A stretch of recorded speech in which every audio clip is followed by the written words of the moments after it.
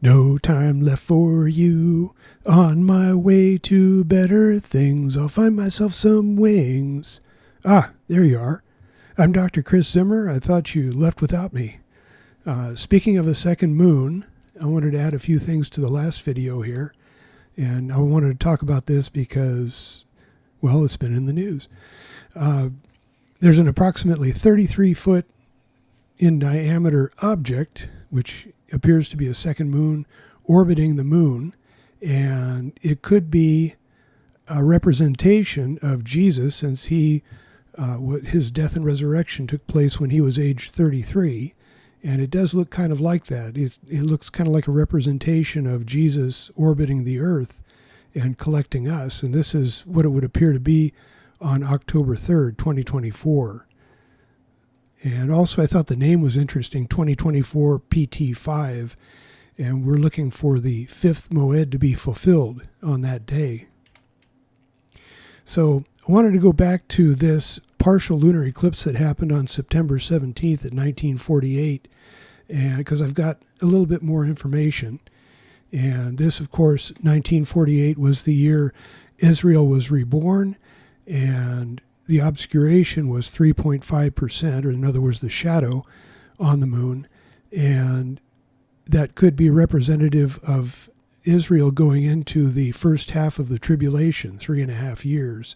And we also had someone mentioned, this is G Money 6584, says it looks like a Jewish kippah placed on the moon, and it does kind of look like that.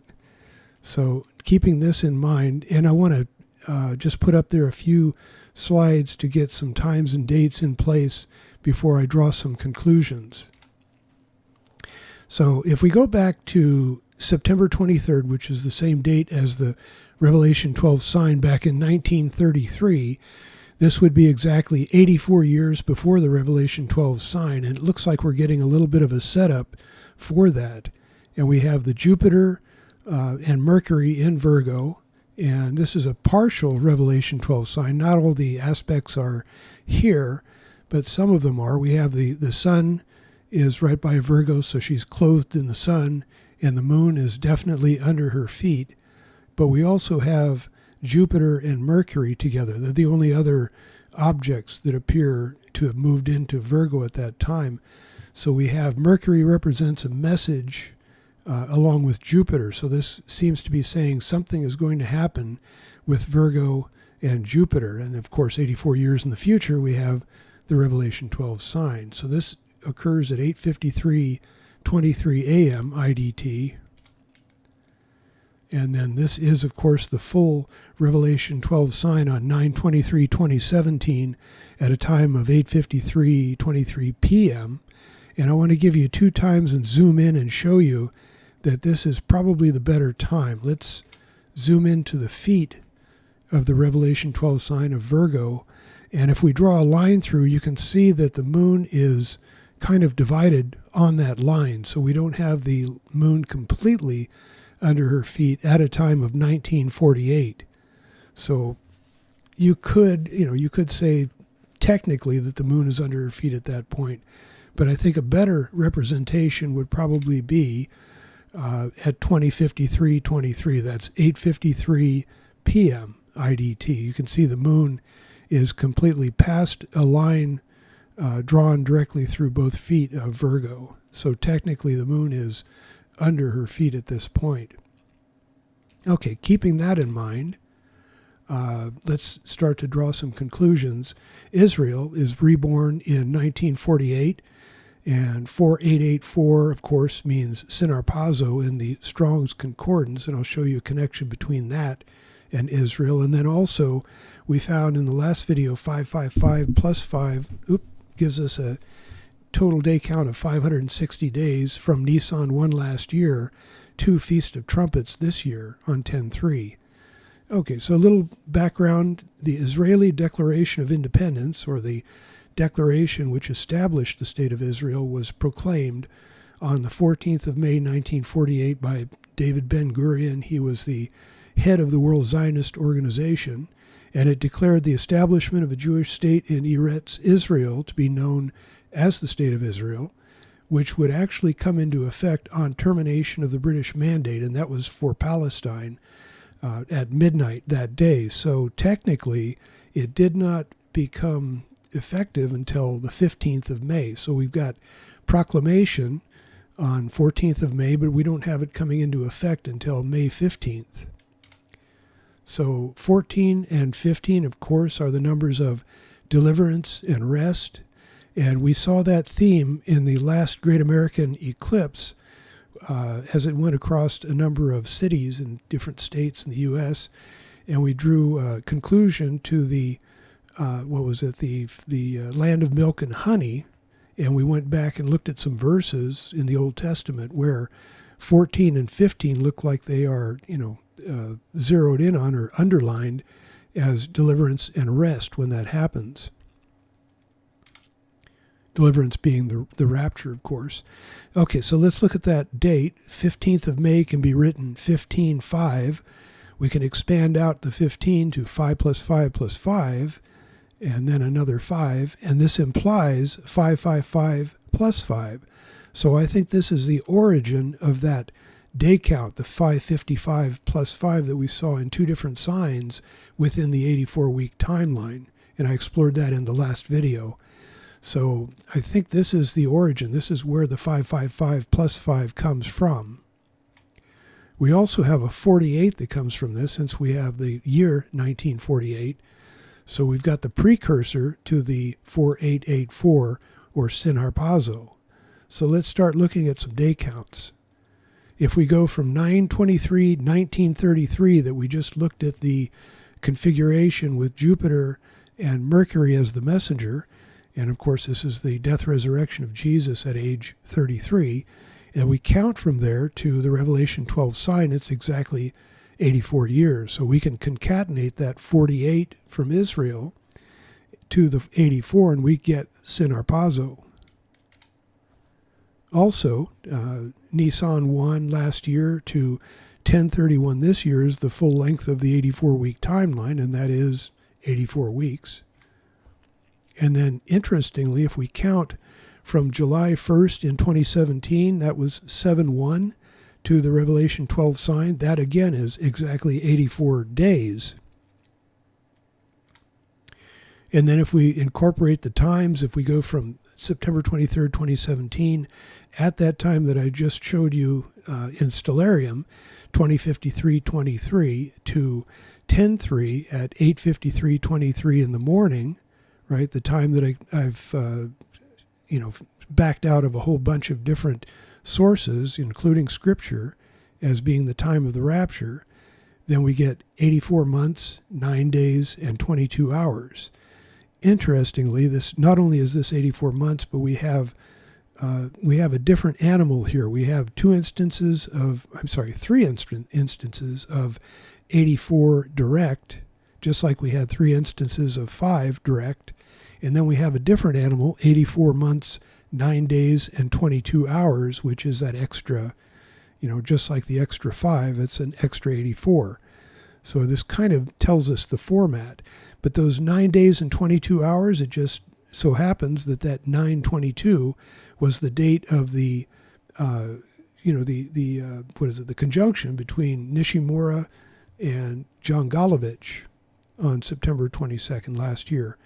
So this is showing or highlighting the 9/22, but it was also the day we had that 11/11, the dual conjunctions in the sky. 9/22, if you want to take it further, 9 is the number of completion, 22 is the last chapter of the last book of the Bible, description of heaven. It's also 11 days away from 9/11 in 2001, as we explored last time. So if you take 9/11 and add 11 days, then you get 9 days, 22 hours, and that was a good depiction of the dual conjunctions in 2001. And then I put the definition down at the bottom, Strong's G4884 for Sinharpazo. One of the meanings or one of the usages is to seize by force and carry away. So this is a really, really good description of the rapture. So we have this 4884 configuration that's kind of in the same format as the 555 plus 5. So I think this is where it all originates. This originates with the rebirth of Israel in 1948. This is the full timeline. I'm not going to go through it. Just want to say that, like last time, I had an aha moment where we had the 3 Sun-Jupiter conjunctions at the beginning, finally figured that out. This one highlights the additional day counts on around 4/8. It happens to be a letter about the holy place, or a letter from the holy place. Okay, so this was the grand finale, or this actually gives the day count to the rapture date. And these were 3 Sun-Jupiter conjunctions, one on 4/8, one on 4/12, and one on 4/15. And one of them had an appulse, 1734, again, that alludes to Luke 17, verse 34, which is the first of 4 rapture verses. And then finally, we have the moon occults Jupiter on 4/19. So we had an instance of 555 because Jupiter is the 5th planet. And then we have Jupiter again, the 5th planet. So we get 555 plus 5. And we also had a rapture sign on 12/22, which gave us 3 instances of time, 5 years, 5 days, and 5 hours. And this was through 5 different physical signs. We had 3 galactic alignments, 1 winter solstice, and 1 sun in Sagittarius sign. Add those together, you have 5 signs. So we had 555 plus 5. Well, if you take 555 days plus another 5 days from Nisan 1 last year, the beginning of the timeline, you come to Feast of Trumpets this year on 10/3, or Tishri 1. And I found a little bit more here. As you can see, we have the 2 instances of the 555 plus 5. One was the galactic alignment. The other is the Sun-Jupiter conjunctions and the Moon-Jupiter occultation in the lower left. That gives us a day count, 560 days from Nisan 1 all the way to 10/3. So we've got 2 instances of that 555 plus 5 giving us 2 witnesses. We also had 2 instances of 48 plus 84, or not plus really, concatenate that, put them back to back, and you get 4884, which is Synarpazo, from 48 weeks and 84 weeks. Also from 4/8, the date of the eclipse, and counting 84 days forward to 7/1, which is another depiction of the rapture, Tishri 1. Okay, so that's 2 instances of that, 4884. It doesn't stop there. We got on 4/7 was the occultation of Venus by the moon at 8:53 a.m. MST. I took the seconds out there because then it kind of matches up better. We're not really that concerned about the seconds, but the time matches up with the day count from 4/7 to 7:25, which means Harpagmos. So we've got 2 instances of the time now. We've got 8:53 a.m., which was the occultation, but then if we count 8 weeks, 53 days forward, we come to 7:25 again, which is Harpagmos, or another word for rapture.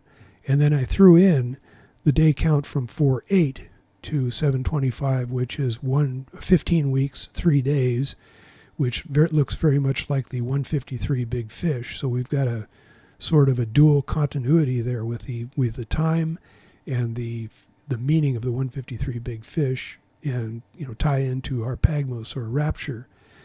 So there it is. That's the whole thing in all its detail.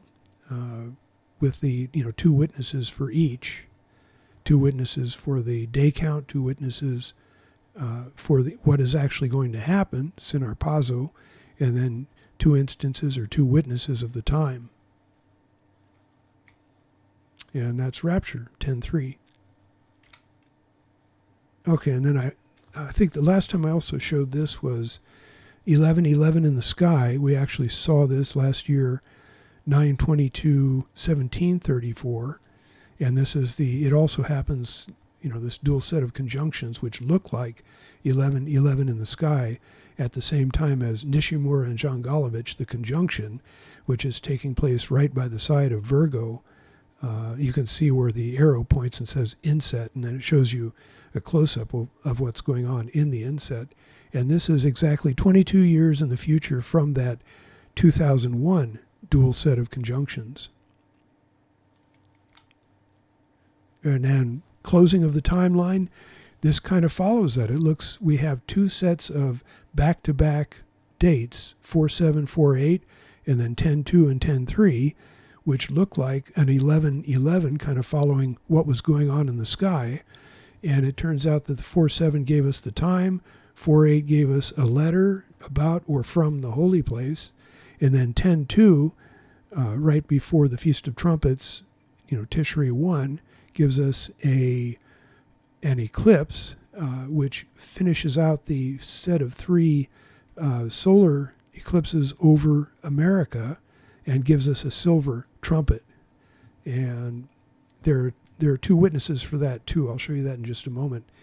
And let's see here. 7-1 is the 11th day of summer. 7-1 on the Hebrew is the 11th day of fall. Excuse me. And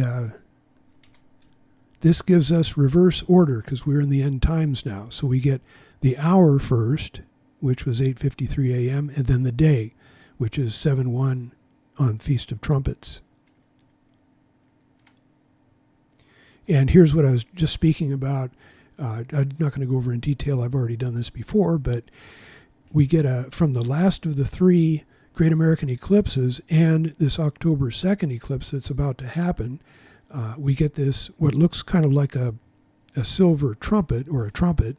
And on the western side, we have the mouthpiece. On the right-hand side or the east side, we have the bell. And we're told the direction because it goes through Argentina, and there's a campana, which means bell, lighthouse on the coast of Argentina. And then Argentina itself, the name's derived from argentum, which means silver. So we've got all these, all these clues that tell us that this is a silver trumpet. But we have a second witness to this from Trump, who wants to be the 47th president of the United States. He's running for that in 2024. 47th element is silver. So we've got essentially a silver trumpet in 2024. So we have two witnesses to that silver trumpet. What does that say? Well, the next day is going to be the Feast of Trumpets, October 3rd. And these two silver trumpets are blown, are told to be blown in the Old Testament, in Numbers, by the high priest. Okay, and then I'm not going to go in detail, I did this last time, but the likely origin of that 7-1 date is from the 71 or 70 elders that Moses called to assist him as 70 judges, plus him adds to it, makes 71. The Sanhedrin, the main Sanhedrin in Jerusalem, was made up of those 71 judges, and if you include the high priest himself. And if we go to Mark 14:53, the trial of Jesus talks about Jesus being led away. I can't speak. To the high priest, and with him were assembled all the chief priests, the elders, and the scribes, and that would be 70 from those three groups. You add the high priest, makes it 71. So he was tried by 71 judges. And then in Luke 22, verses 70 and 71, 71 is the actual proclamation. And this is where Jesus was declared guilty in verse 71, being condemned by 71 members of the Sanhedrin. So I think this is the source of that date. Okay, so I'm not going to go in detail. I've done this several times already, but the rapture date appears to be in 4 books of the Bible, in 2 in the Old Testament, 2 in the New Testament. In the Old Testament, Psalms and Micah, and in the New, John and Luke. So in Psalm 71, it's 24 verses, so we get one instance of 24. And then we have 2 and 4 are verses that say, deliver me. So this is where the church or someone cries out for deliverance. They cry out for the rapture. And that gives us one instance of 24. And then in verse 20, we have sort of rapture-like speak where it says, bring me up again from the depths of the earth. In other words, take me up. That's the rapture. 24, we have, for they are brought to shame who seek my hurt. So these are talking about those who are left behind in 2024. So we've got 7:1, 24, but then we have another instance, 2024. 24 is spoken twice, and we saw that once before. This is reminiscent of 5:24:24, derived from Abba the Father and Jesus in Strong's. So if we add 24 in like manner to 7:1, we get 7:25, which is harpagmos, and we just did that on the timeline. We got a 7:25, and that gave us the actual time. So this sort of legitimizes the day counts that we're doing as well. And 7:25, harpagmos, is another word for rapture. So that's pretty well spelled out in Psalm 71. If we go to Micah 7, which is a post-rapture book, or chapter, actually, Micah 7, 20 verses. And then in the first verse, woe is me, the rapture's already happened, so they have gathered the summer fruits. So that says this should be part of it. And if we go Micah 7 plus the first verse, there's our 7:1. And then 2 is the good man's perished or taken out of the earth, more rapture speak. 3 just talks about those left behind. And then 4, the day of thy watchman cometh. So now we've got a 2:4, put it all together. 7:1, 2024. So we have the date. Going to John 21, excuse me. After all these things, Jesus showed himself, and then in the second verse, we have 7 disciples total, and then in the third verse, it talks about this as being, I am going fishing, or this is a fishing trip, and there we're back to that Jesus going fishing for the 153 big fish imagery. And then, but that's not part of the date. It's not a count of people. So we have to go to verse 4 to get a count again. We have Jesus, it counts as 1, standing on the shore. So from verses 2 and 4, we have 7:1. Put them together, you get 7:1, 24. And then finally, from the real busy one, this is Luke 17, that has a lot of information. We have 3 instances of 2:11, which there should be 3 robberies. The first one was Jesus. When he was resurrected, Satan was robbed, and Satan's in the acrostic. And the second time will be us. And then the third time, I think, is going to be the tribulation saints and the Jews at the end of the Great Tribulation, I think, something like that. If we put all the numbers together, the 24 chapters, the 5 from the 35th verse, and then we, in the same order, 5, 2, we have the 2 women, so we add a 2 to it, and then we add 2 and 2 men from the other 2 verses, we get 4. So we have 5:24, 24. That gives us one date, and that was the link between 4:8, the letter in the holy place, to 10:3 by 5 months, 24 days, 24 hours. And then finally, from the last verse, we have Jesus appointed 70 disciples to go out and preach in Luke 10:1. If you add Jesus, he makes the 71st. And we can also find that 1771 in pi. So that gives us the date, 7:1 in 24. And then finally, I'm just reposting. This is what I think is going to be the date of the rapture and the times, depending on what time zone you're in. I'm in Pacific Daylight Time, so for me it should be 8:53:23 a.m. And it's also the same as Mazatlan because they're on Standard Time. So Mountain Standard Time would be the same as Pacific Daylight Time. And the only one it looks like, well, not the only one, but the only area it looks like would be on 10:4 is immediately over the international date line. And I found an instance in Tokyo where it would be 12:53:23 a.m. So that's all I have for you. Still watching and still waiting. It looks like this time may be it. I don't see anything more in the timeline. I mean, this is the last major date, and there's an awful lot pointing to it. And a lot of the other watch people are pointing to it too. So it looks like this could be it. So God bless.